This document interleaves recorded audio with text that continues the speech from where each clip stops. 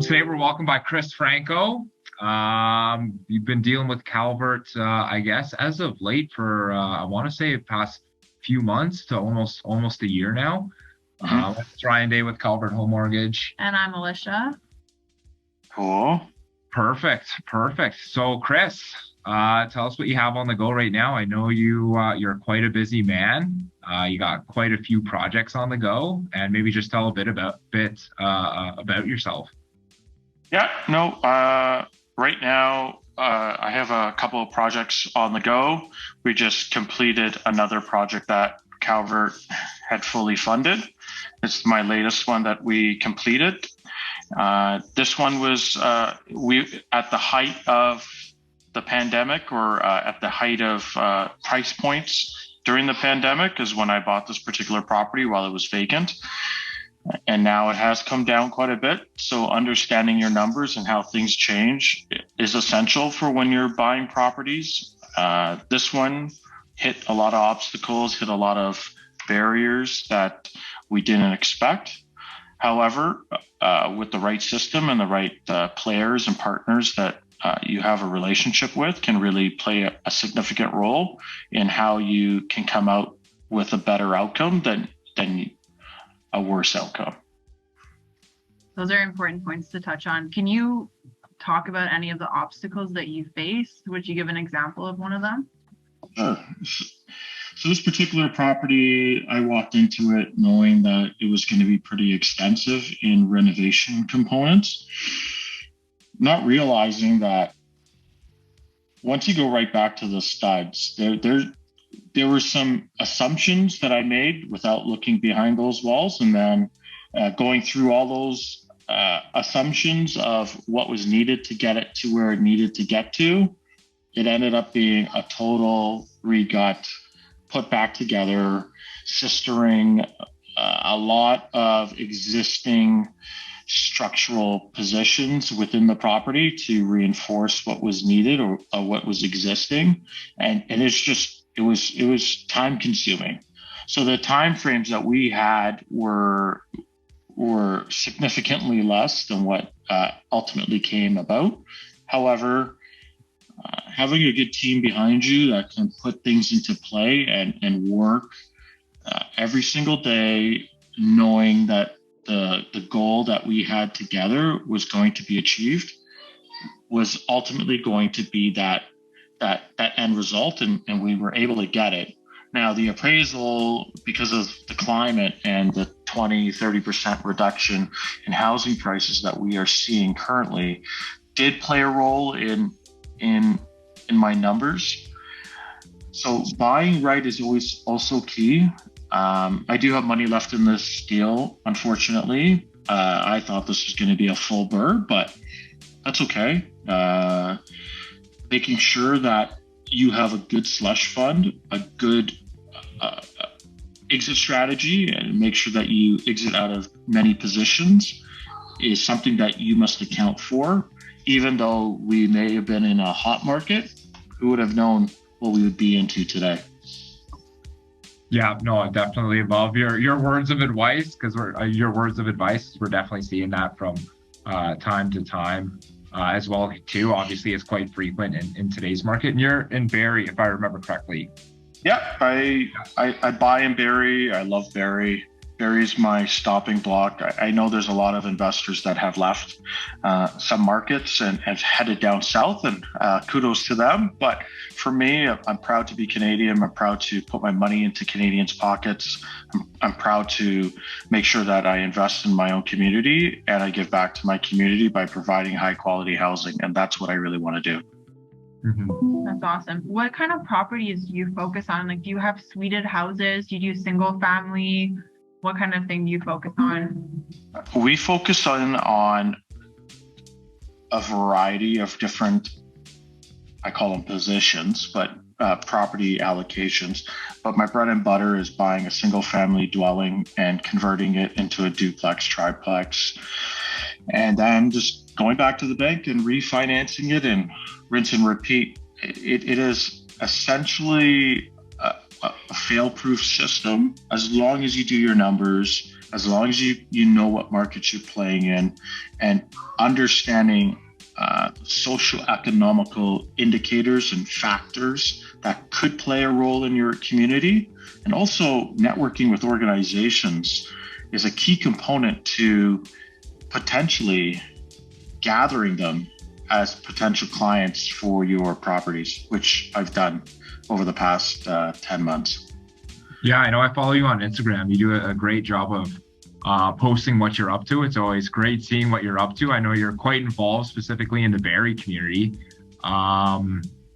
And I could imagine that gives pretty good insights on, the future, what's to come, what the development plans are, what the city plans are for just a booming city like Barrie. So that's had a big impact on kind of your market strategy within Barrie. That is something that I really concentrate on, and it's one of the key fundamentals that I look at. When I look at key fundamentals, I look at, okay, where I want to invest, where I'm going to dump my money into, and how I'm going to go about finding the information I need.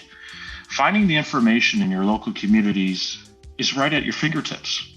It's on Barrie.ca or Waterloo.ca or London.ca. I just throwing those out there. Maybe those are the websites for those communities, but planning is there, and knowing the councillors, participating in your electoral processes, talking with councillors, vouching and having opinion at that forefront is going to get what you want on the sidelines. And potentially, if they need an ear and I'm willing to speak into that ear, I can actually have that pathway to getting what I want in my community that benefits not only myself, but the people around me. And that's essentially what I want, is a win-win-win. Perfect. And when you're looking at properties in the development plan, do you have any specific buy boxes? Like, are you looking at, GDP, migration, employment, population growth over the next few years? Or as it relates to real estate, like any specific buy boxes within Barrie or purchase prices? What are you specifically looking at whenever you're analyzing a deal? So we got like OPs, which are official plans, and I know the government is going to step in here and override a few official plans in order for them to get housing in Ontario moving by cutting out the red tape with municipal bureaucratic crap that goes on with NIMBYism and people that don't want to see their communities change. That is a key component. But these official plans are 10-year plans, 15-year plans that have basically the playbook of how you're going to invest in your community. You're going to see where they're going to put intensification corridors, where they want to see high rises go up, where they're going to dump all these governmental money into these corridors that are going to be essentially occupied by new immigrants, by transitional migration from Toronto, as well as seeing other people just explore different opportunities of investment. And when we look at Barrie, we have this urban growth corridor, and my concentration is within a couple of blocks of these areas, not only on a zoning component, but on an intensification component when we're looking at the potential opportunity of high-rise developments coming in and buying up blocks of property. I want to be part of those blocks of property that they may potentially want to buy. So downtown corridor and within a couple of blocks of these urban growth zone, as they call it in Barrie, is something that I invest in. Also key indicators like finding statistical data as per the city or as per the province. I follow Stats Canada on Instagram. A lot of my content comes from there too, where I just look and follow and see what the trends were a year ago or a couple years ago, and seeing where employment's going and understanding what this information means, how much of that population is actually going to be deposited into Ontario as well as Barrie, and then making sure that I provide some type of service, which is housing, to fit the square box of what I need to make sure that I can get these people into my places. Fantastic. Absolutely love it. In terms of tenants, do you have a certain profile that you go for, like families, students, anything like that?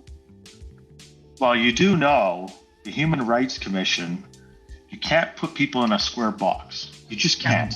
And what you do, and what I tell a lot of investors that I meet, is do a gut check. Meet them, understand who they are, see if you have common ground with them. 99% of my tenants, I usually meet and I converse with them. I do go through a process with, I know it was neighborly, but now I don't know if it's a neighborly anymore, but they're one component, rent checks another component, doing your due diligence, Facebook, Instagram, Twitter, a simple internet search of a person's name, identification. I look at what is this person's vision is over the next 5 years. Ideally, I want them in my units 3 to 5 years. I want them out after, not only for their opportunity to grow, but also for my opportunity to raise rent. As you know, in Ontario, we are within rental space caps or guidelines pre-2018. So a lot of my properties now that I convert were single family homes that were never occupied for tenancy purposes, that have been changed occupancy wise into a duplex or triplex, and then I get away from the 2018 rent guidelines. So there's a tip for a lot of people that are watching your show is look for those opportunities, change the use, and then rental guidelines do not apply after November, I think, 2018. That's a great tip. Yeah, huge tip of advice. And whenever you're renovating your properties, for finishings, do you do like low, mid, high grade? Like what's a typical the finishings, and any tips or advice for, like, you have a standard template where you do your specific renos, kind of this XYZ style, IKEA, for example. Do you have any insights for renos? Renos is something that you want to really define whether you want to be builder basic or tenant resilient. I go all the way from specs to the flooring being vinyl floors. I do shaker cabinets from Lowe's. We do a backsplash. I used to put in laminate countertops, and what I found is after a couple of tenancies, I have to replace those countertops. Now I just put in quartz countertops in, make it look really nice. Put in that, I do those ranges a lot right behind me.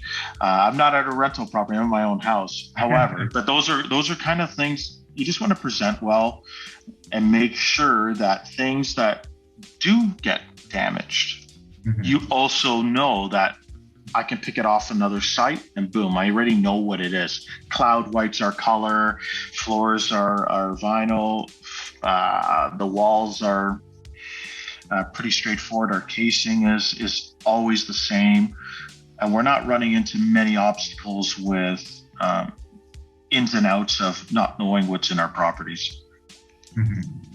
No, it sounds like you self-manage your properties. Is that correct? Yep, I self-manage it, and that is a key way of making sure that you have the right tenants. Now imagine having a plethora of tenants but not getting a lot of calls. On average, maybe a couple calls a week. That's it. I put in systems, and systems are very key. Plumbing protection for all my properties. So any clogged toilets, any leaks, anything that is clogged within the system of your plumbing, not including your mains, is covered. There's a couple companies out there like Reliance and Enercare that offer that for a minimal cost, and I don't have to deal with it. I just give them the number. By all means, call a limited amounts of times. It's all covered by this protection plan. Those are kind of the things that you want to make sure when you go in and buy property that you have something that can overtake your job. And I have people that work for me that do 97% of everything that I do. before my accident that I had in 2018, and that has actually been a benefit, so that it just takes me away from controlling everything and just having the right partners in place. Mm-hmm. Yeah, no, I think that's definitely a crucial point. Having system built in place in order to just maximize and free up your time. Any other systems that you have implemented, maybe on the accounting side, tenancy side, anything where you kind of automate rent rolls and keep track of, kind of who's paid and managing finances in that regard. That's what I find I struggle with most in renting properties is just the accounting side of things. Very, very key. When you go through a Canada revenue audit, and I've gone through a couple myself, accounting is key. Yeah. QuickBooks, number one. Mm-hmm. For me, I use QuickBooks for all my accounting needs. Number two, each property has its own bank account. Anything that is associated with that bank account is associated with the property. Money comes in, money goes out. I know what's happening. You can also, if you want, put in an email system that tells you when your rent is coming in. Mm-hmm. I just go and log into the account really quickly on my app, and I can see if rent's in or rent's out. I do collect utilities. So those are another component that I can invoice them and know what's not been paid or what's been paid through the QuickBooks system. The more you do it, the less tedious it gets.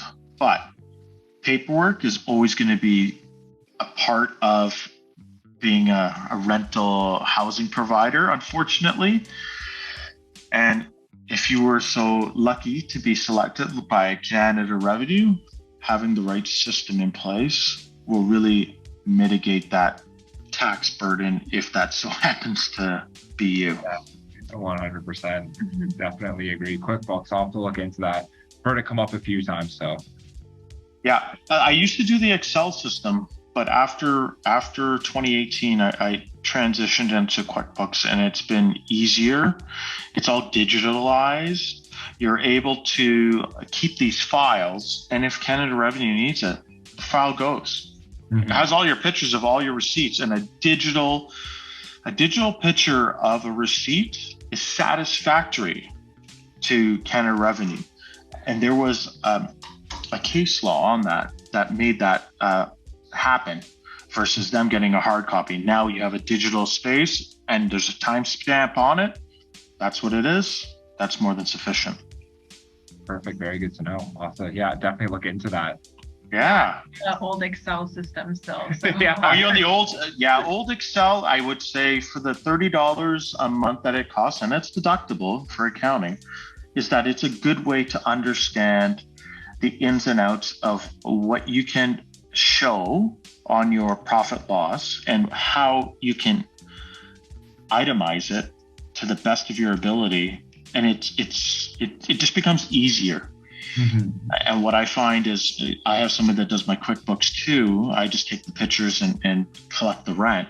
Is it becomes easier to teach somebody else to do that than it is for you to do it all the single time.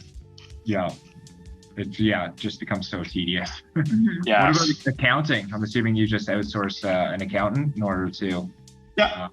I have an accountant that I dealt with for many, many years, and he's been really, really great. And what I hear a lot of investors which say, I want to save money on tax. I want to save money on tax.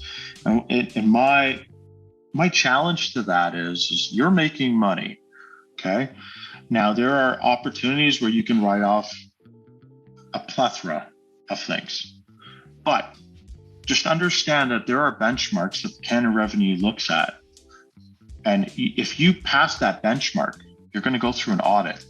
So for that extra $1,000 in savings, that might push you over the benchmark of you pushing your accountant to save you more money so that you pay less tax. But is it really going to benefit you? Because they're not going to call you in a year or two. They're going to call you 5 or 6 years. When that 7-year mark of holding on to all that information comes due, that's when they come knocking. And it's just, you got to understand that. And just remember, yes, you have to keep your your paperwork for 7 years. But if Canada Revenue views you as you did your tax returns fraudulently, it can go back way back. And gross negligence penalties do apply. Yep. Very good tips of advice, because I know from what we see on a daily basis from a bunch of flippers, I know paperwork, organization of paperwork and documentation is definitely something that could probably better executed, especially systems and managing all the paperwork in the past. I totally agree. And the thing is when you're playing in a space where the government and public oversight is pointing at you because you are in the real estate space, you are providing housing. Housing is the number one topic consistently over the past few years. Where do you think they're going to get the money from? Yeah. Where do you think they're going to get extra amount of dollars from? So there was a stat out there, and I forgive me if I'm wrong, but for every $1 that Canada Revenue goes after housing providers, they get $4 back, or for whatever, like $1 that they spend on salary, they get $4 back. So don't think that they're not gunning for high level people that are making tons of money, because we've had flippers and play in this space for the past 3 or 4 years that have made tons of money. Don't forget, Canada Revenue knows who you are. And any transaction, I learned this from an auditor, any transaction less than 18 months that has been bought and sold is likely going to go through an audit. So those are things that you might want to just pay attention to.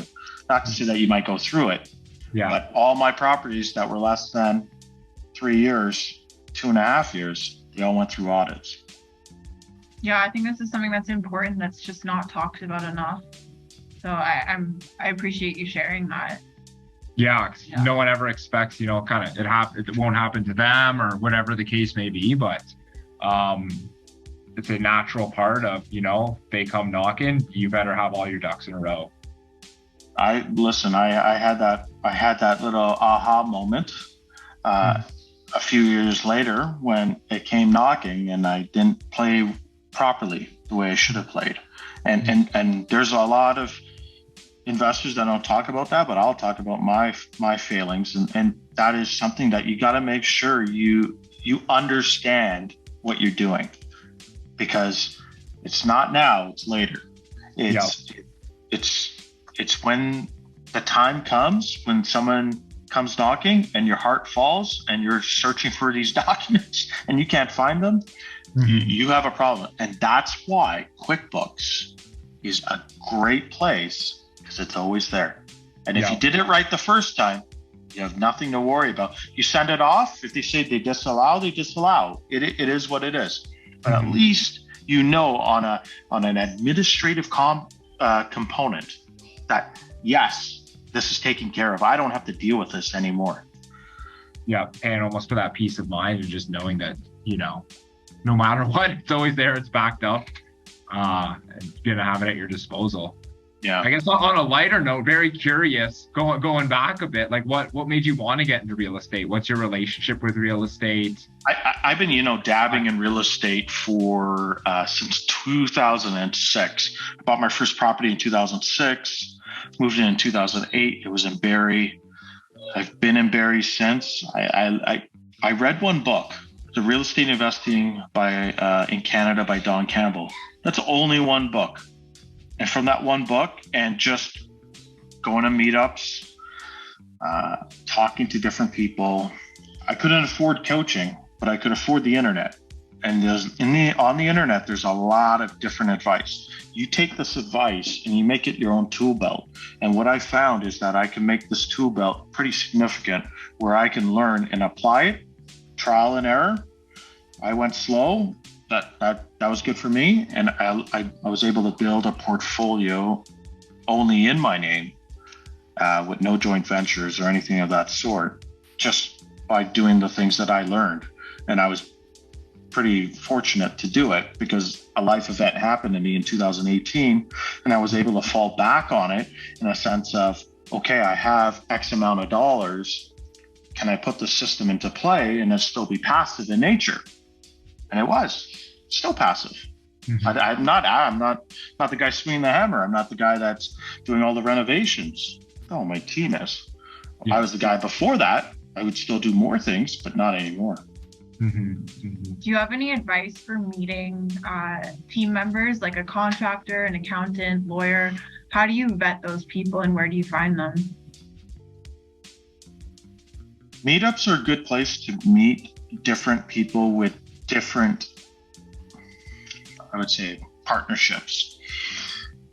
Experience is key, but sometimes you have to give the hungry people a chance or an opportunity. And what I've found is that if you give the hungry people an opportunity, the people that want to learn, and you're learning too, and they're willing to go and bat for you, and you're willing to bat for them, that those opportunities will actually lead to great relationships.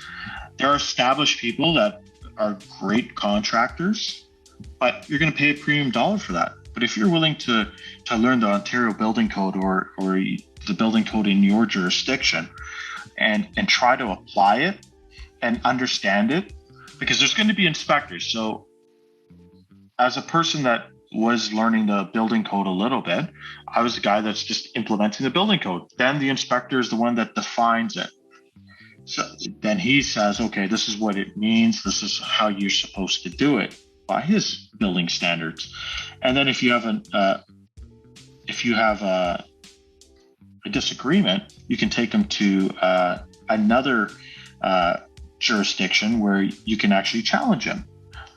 So those are kind of the things that if you want to learn and you want to do it as a novice, you can still do it.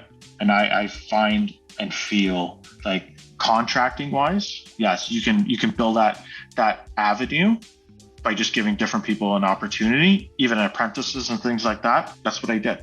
I just hired apprentices or newly college students or people just trying to earn an extra buck.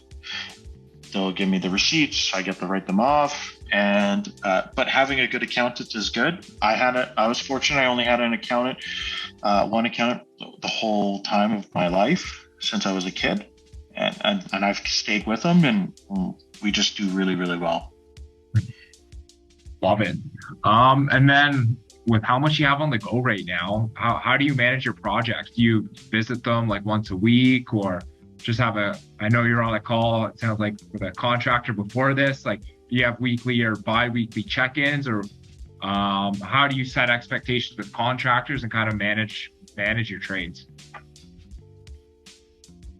I live in Barrie, so and I invest in Barrie. I'm literally 5 or 10 minutes away from my sites.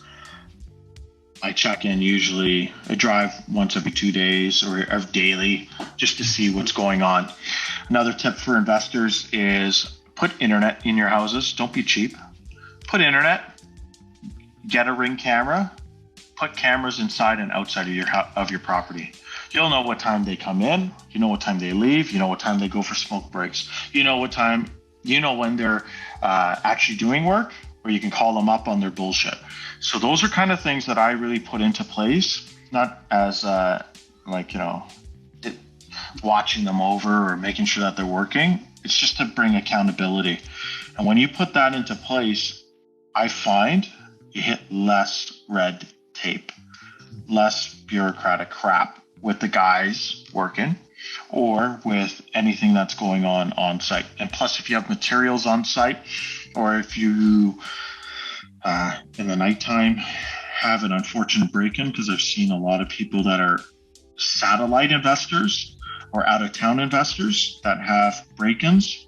Well, how do you mitigate that risk? Mm-hmm. How do you make sure that no one enters your property? For $30 a month, basic internet and a couple cameras, you can watch your property all day long. Yeah, that's a huge shift. I've actually never heard that before. No. And, it just makes so much sense.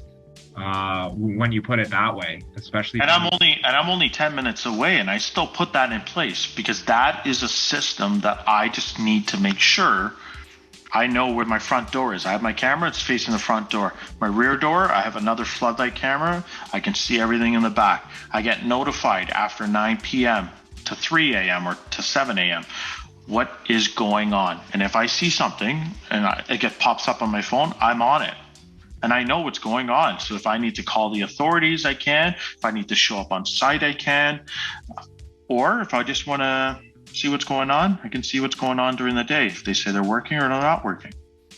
Yeah, no, that's huge. Yeah. I love that tip. Definitely have to share that with quite a few of our borrowers who are looking for more tips on just mitigating break-ins and just effectively managing trades that just make sense and doing it in a way that is obviously extremely convenient for you, and just having that check-in on an on-demand basis. And just to touch on managing trades, the only thing that goes out is electrical and my HVAC.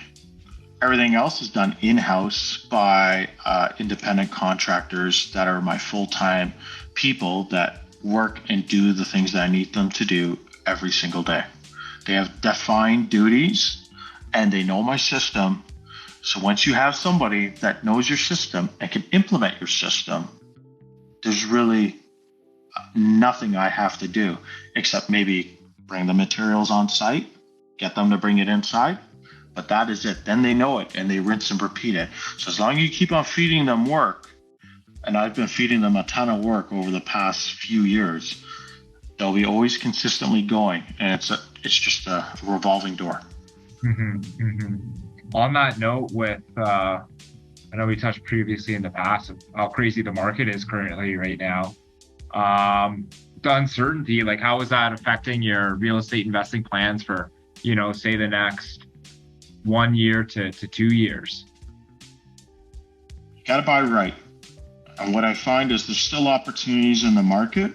I know if you've been following me on Instagram, I've been really looking at the US and Section 8, and I was looking and trying to find something that I could potentially bring to Barrie with governmental agencies that could be part of providing housing for their clients or providing spaces for their employees on a commercial basis or as a residential component. I'm almost there. And I hope to roll it out at some point in time where I'm going to have an organization that is going to take one property that's going to outfit it, and it's almost like Section 8. They'll be part of the head lease. They will take care of what the ins and outs of that property is, and it's 80% funded by the Ministry of Health and the provincial government. And the other 10% or 20% is donations. And once you can find an organization that wants to play with you, and it's a win-win-win, not only for the organization, but for the investor or the landowner, as well as the people that are going to occupy those units, where can you go wrong? So just a great example is that in Barrie, I can get $3,000 plus utilities for a 4-bedroom unit. And that's what I'm pumping out is 4-bedroom units, $3,000. So I don't care what the market does. It could go up or down.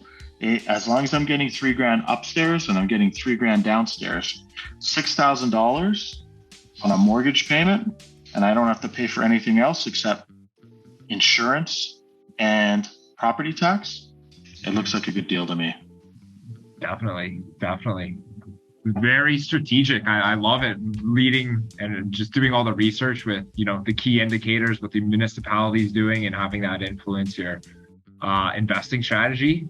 Definitely have a well-grasped investment strategy based off of all the market fundamentals and just understanding what the future holds and what the city's planning in order to implement to meet demand. And because I know there's some very aggressive plans with immigration in Canada in the next few years, and I know obviously Barrie's probably going to be a hot spot for that as well too, because you're I guess an hour and a half north of the GTA.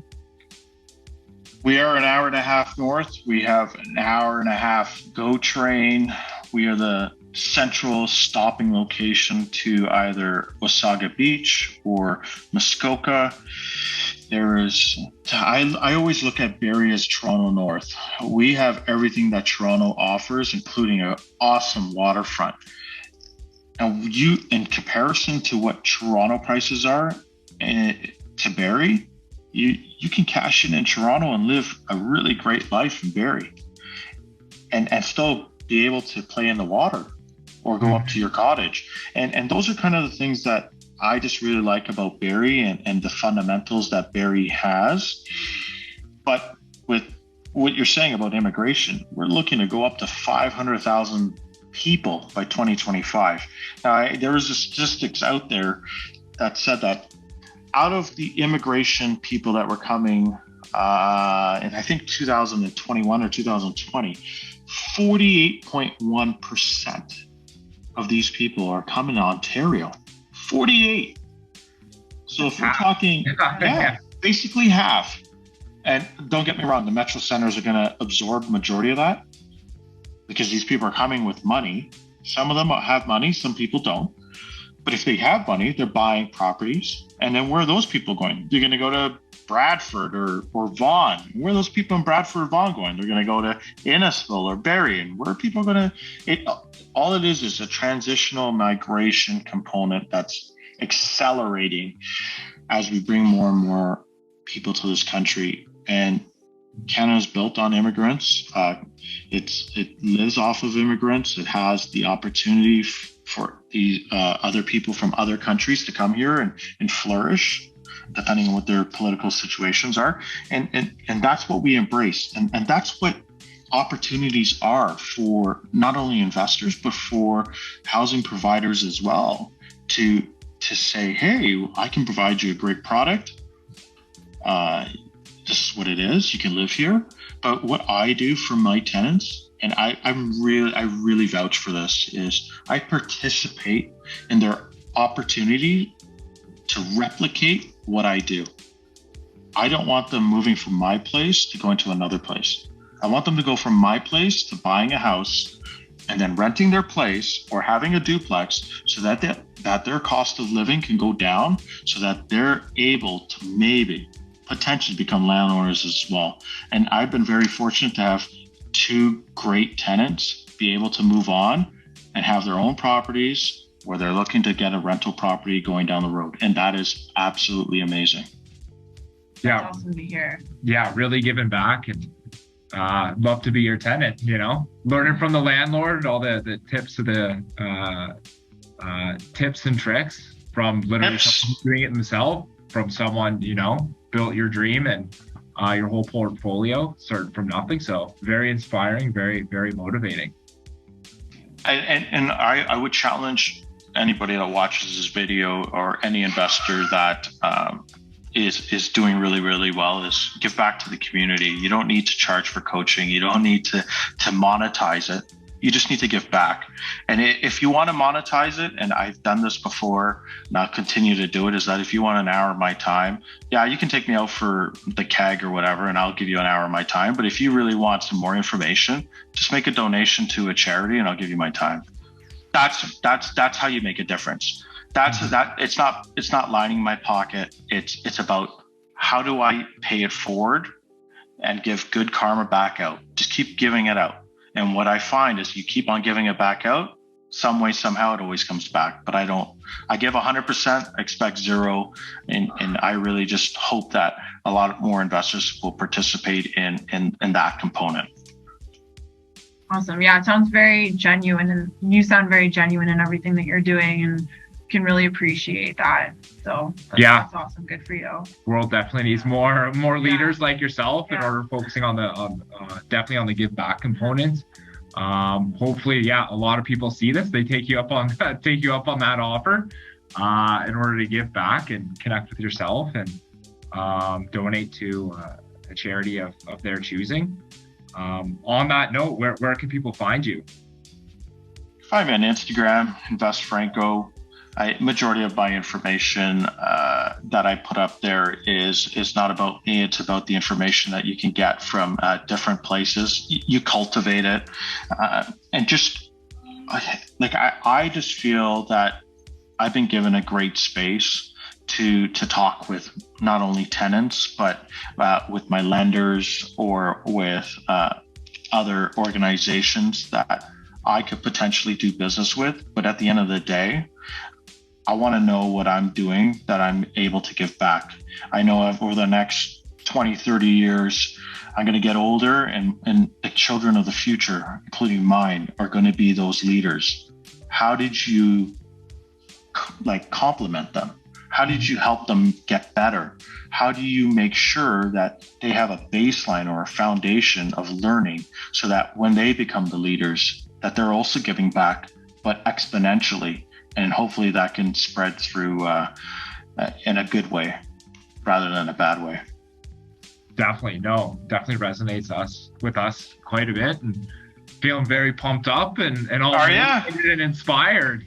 You know what? And what I say also is, I was 24 and 26, and interest rates were 5%. Yes, the houses were $300 and something thousand, but I wasn't making $40 an hour. I was making $20 an hour.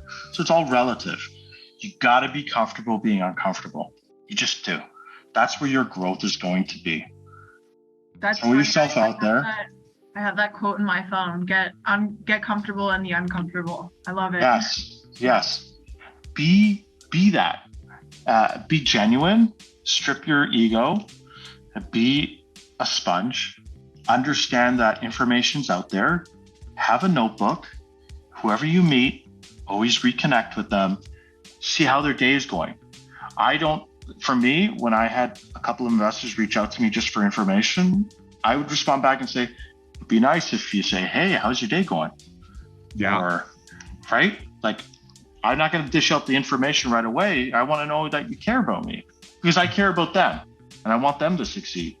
But it has to be a two-way street. For sure. Yeah, no, definitely. In today's world, I guess a lot of time and energy sucks. So that's definitely a great point for people trying to reach out, offer with value, just make people feel appreciated. And it's definitely the simple and small things that just 100% component to really resonate, to get a response from someone who, doesn't really have an incentive or need to reach back out to someone if they're reaching out to you, right? 100%. And what I say to you too, Ryan and Alisha, is if you want to grow, donate your time. Donate your time to somebody that you inspire to be. Mm-hmm. Go and see who they are. Say, hey, can I help you out today? Can I just hang around with you today? Take them out to lunch. Do whatever it takes to get and see what they do. Because the books do help, but on-the-job training is nothing that can be explained. It is absolutely essential. And what you will pick up on the on-the-job training, you will be able to replicate because you'll have a memory of it and you'll be able to do it time and time and time again.